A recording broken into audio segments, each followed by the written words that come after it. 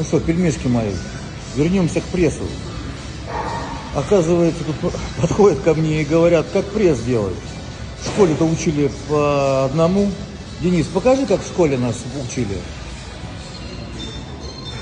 Так, все, объясняю. На видео показано, пресс крепится к грудной клетке и к тазу, там где пипирка. И его задача скручиваться, я уже показывал на видео. Поэтому движение должно быть. Покажи первое движение от сюда сюда. Вот так вот скручиваться. Вот так, как показано на видео.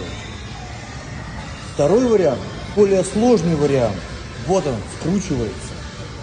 Работает полностью, абсолютно весь. Вот это его функция. И вот так работает пресс. Не надо поднимать ни поясницу, ничего. Как-то так.